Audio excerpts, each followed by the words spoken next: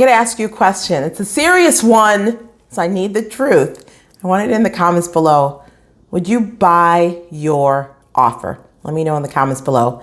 Hello, I'm Althea McIntyre. Welcome to Althea TV, where we help established Christ-centered female entrepreneurs just like you trust God, own your value, and consistently enroll ideal high-ticket clients the Holy Spirit-led way. So, what'd you say? Would you buy your offer?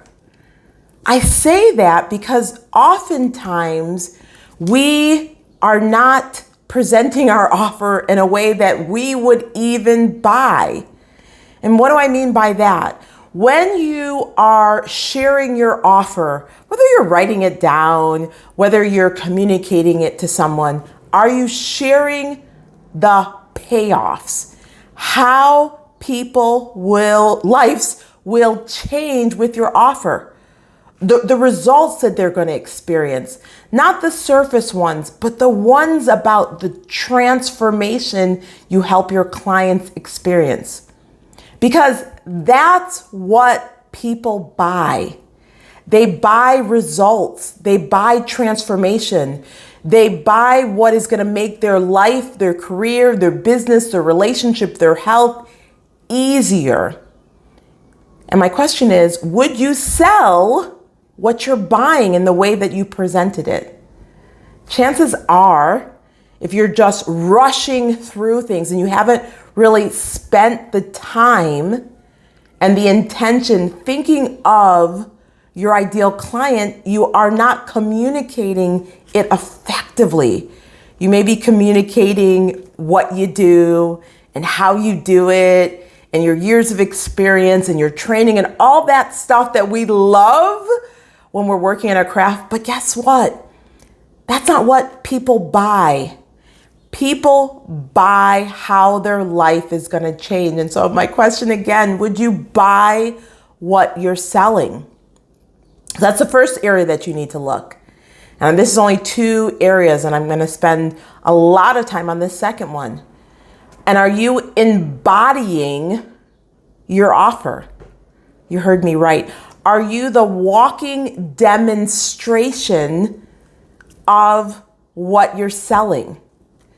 Are you sharing, are you showing in your physicality, in your how you think, how you communicate, how you show up, the end product?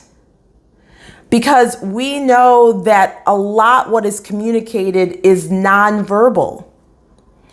And your prospect is paying attention to different clues. That's why when we're stressed, when we're angry, when we're irritated, whether we realize it or not, it is communicated through our emails, our text messages, our DMs, our social media posts. It's felt. And so would you buy your offer? Because your ideal clients are going to resonate, like their soul, their spirit is going to resonate with you. It is a match made in heaven. Yes, God has assigned clients to you. And are you embodying your offer? Are you showing up as your offer? Are you showing up as the business leader that God created and called you to be in the marketplace? So I just am called would you buy your offer? And let's be honest, there's some times that we have to stop, slow down, and really look at our offer and ourself and our mindsets and our way of thinking. Like, would I buy this? I wouldn't buy this. And that's okay. We can't change what we're not aware of. So there's 2 places you can start. You can start with making sure that you're communicating effectively in clear English. Don't use any jargon, right? Like how their life will get better in a way that makes sense to them, using their words and entering the conversation they're already having in their brain which will happen as you do your market research and the more clients that you're working with, and really spending the time to do that, this is where less is actually more. When you get to the heart of your offer, less is actually more. The quality is more, because the quality of your words is a reflection of the offer and also a reflection of how you work with your clients. And then, which is actually the most important, are you embodying your offer? Because if you're not, I can, bet on it, and I don't bet, but you get what I'm saying, that you are still in agreement with some lies of the enemy. And when you are in agreement with lies of the enemy, you're not going to show up the way that God created you to show up in the marketplace. You're not going to fully show up as the end product of your offer. So would you buy what you're selling?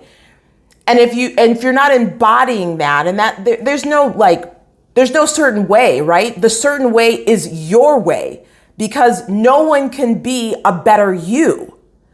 So you embodying your authentic self, the way that God created and designed you to be, and he doesn't make any mistakes, and he definitely didn't make a mistake with you.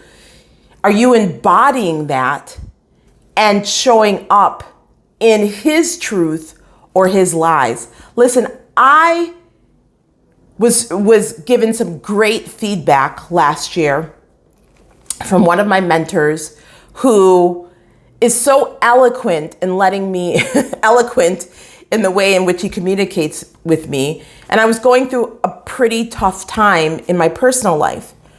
And he said something to the fact of, well, yes, when we're going through a tough time in our personal life, it does affect how we show up online and does affect our business. And it was a reminder to me, something that I knew, but a reminder to me of how my personal life and me in agreement with lies of the enemy was not showing up, and not even showing up, was not operating in God's truth. So, would you buy your offer? If not, two places to look at. The first is, are your thoughts in alignment with God's truth? If not, then you need to take those thoughts captive, and replace them with God's word. And if your thoughts are not in line with God's truth, then your words are not going to be aligned with God's truth, and your actions are not going to be aligned with God's truth, and your habits are not going to be aligned with God's truth, and your spirit and your soul, it starts in our mind. That's why Joyce Meyer's book, It's a Battlefield of the Mind, is a #1 bestseller, because that's where it starts. So start there.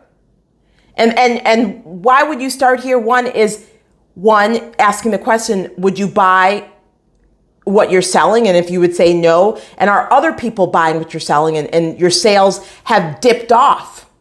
Maybe you've had a dip in a sale. Maybe this is right before or during the process, which I often see with clients, and they're unaware of this until we have a coaching session before they're launching their newest higher ticket offer. And then that's the internal work. And then the external work is, are you communicating how your offer changes lives? Because your offer, what you do, changes people's life, but you can't change people's life unless you sell.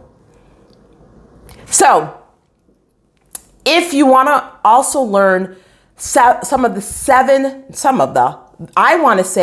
7 biggest sales mistakes that stop most Christ-centered female entrepreneurs from creating and selling their higher ticket offer, well, then you're going to want to go to altheamcintyre.com/7 biggest mistakes. The link's in the description, and sign up for my free training so that you don't make them.